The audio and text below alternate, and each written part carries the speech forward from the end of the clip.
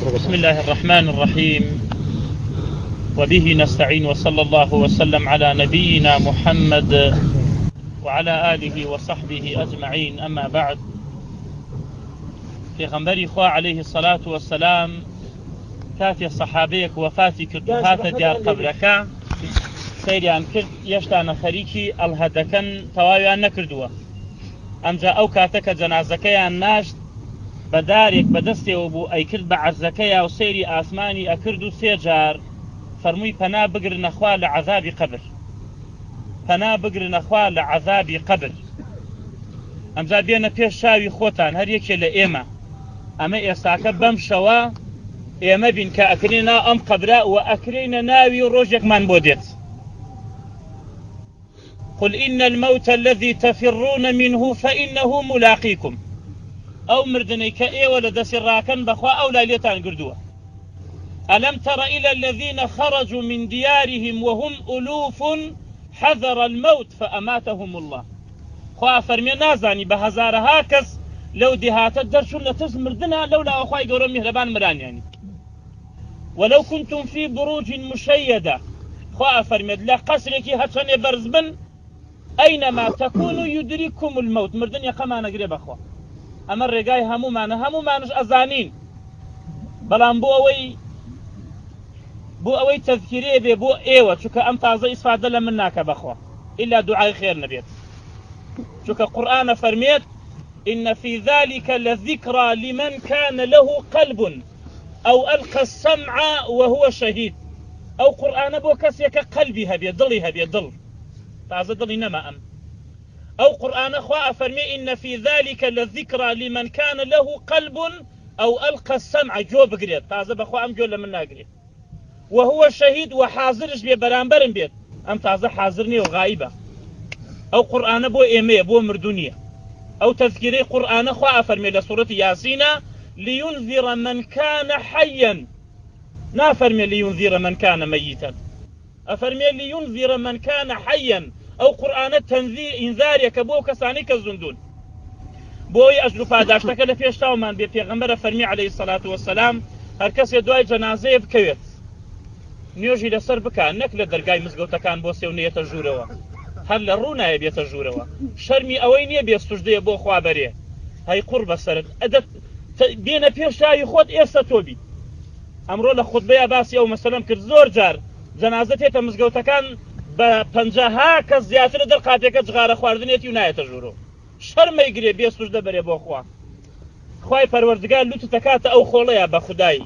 شئت ام ابيت بخوشی بی بناخوشی بی بتنها چده بردست خوای گوره به خدای بروت و قوتیه چده بردست خوای گوره سجده بو بر پیش او سرد بکات ناو خولکه نیوجی بو بک پیش او نیوج سرد بکرید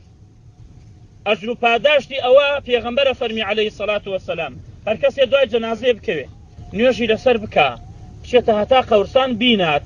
ئەو کەسە خێری دوو قیراتی بۆ هەیە بەس لەبەر خاتر خوا هاتبێ نەک لەبەر خاتر لۆمەی لۆمەکارات لەبەر خاتر خوا هاتبێ ئەفەرمێت خێری دوو قیراتی وتانەی پێغەمبەری خوا قیرات چییە فەرمووی هەر یەکێکەوەی شاخێکی زۆر گەورە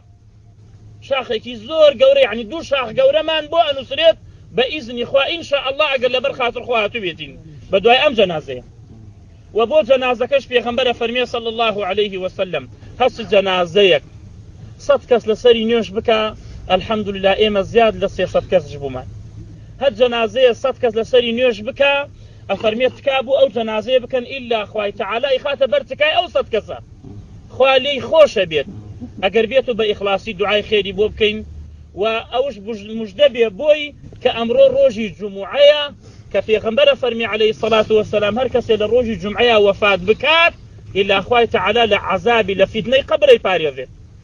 لفتني قبر أي باريزيت فأما بيننا بيشاو خومان شويكي تاريخ ساكا سيش الدواي أم بياوة كوتوه ألم سيشتا يستاكا دواني جيتي ليو أقريته ببام شارعكي أو أراته يكيكي لقال يا أمينيته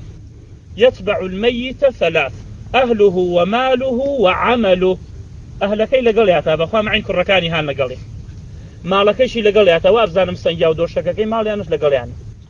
وعملكيشي لقلياتا فيرجع اثنان يستاك دواني قريتو الأهل والمال ئێستا سەنگاو بەتانیەکەی ئەگەڕێتەوە مناڵەکانش ئەگەڕێنەوە ئەمێنێتەوە عەمەلەکەی چیمان کردە بۆ خوا تخوا ئێمە تخوا چیمان بۆ خوا کردە و بۆ ئەو دینە کردە ئەمەنە کە لە ڕق و دڵڕق بین بۆیە تابعیە فەرمێ کاتی ئەکەوتینە دوای جەنازە لا ندري من نعزي من حزن الجميع نما نزاني تعزية باري لكي بكين بلين كاكي خوابك كي خوش بي نما نزاني كي صاحب جنازة قشتي أقريا قشتي بانو باو كروي بو قشتي أو نخفت بار بو يسيما لسر خبرسان كي واين يما ظل كان مع الرغبو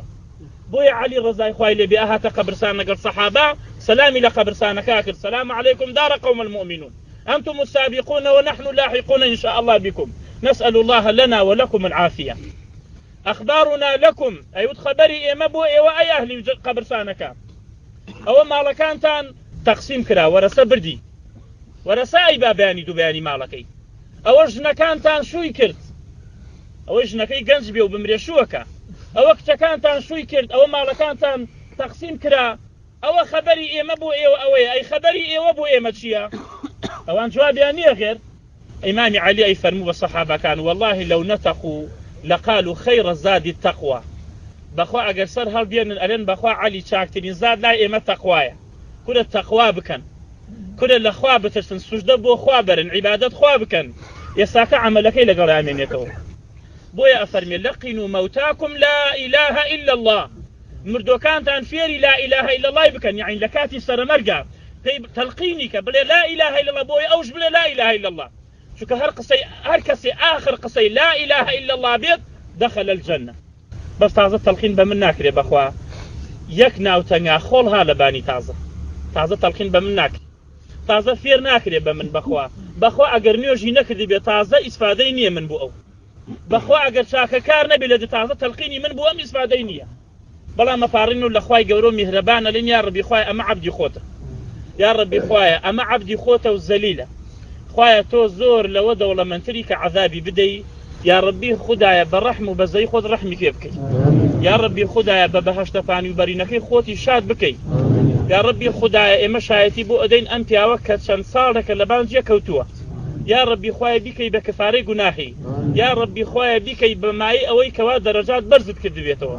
خوايا يا ربي خوايا أو نوجو تاعتاني أو بانقاني كلمزقوتي دا أو تاكاني يا ربي خوايا بينا دوري إستاكا بس شويكي جوان جوابي ملائكة كان بدنو إستاكا يا ربي خدايا لعقلي جهنم بباريزي يا ربي خدايا زباني سوق بكي لسر ولامي هودو ملائكة يا رب العالمين بس زبانك آسان بلي الله ربي والإسلام ديني ومحمد صلى الله عليه وسلم نبي يا ربي خدايا باري سوق بكي يا ربي خدايا لي خوش بي خوايا لأهلي قبرساني إيمان داري أم قبرسانة خوش بي يا ربي خدايا باري عن سوق بكي يا ربي خوايا أم شو خوشترين شويان بيت يا ربي خدايا الرحم لإيمش بكي كاتيتين بولايان خوايا كسيك واهبي دعاي خير مان بوبكا يا ربي خوايا دلسوزي واهبي نيوجمان نصر بكا بجواني بمان شورنوا أمجا الرحماتي خود برجين تبان معنا يا رب العالمين هموتان قردني عذابكن تأكيد من إن شاء الله لا إخوة مأجور فاي قولون مهربان هم لا موفق بك وصلى الله وسلم على نبينا محمد وعلى آله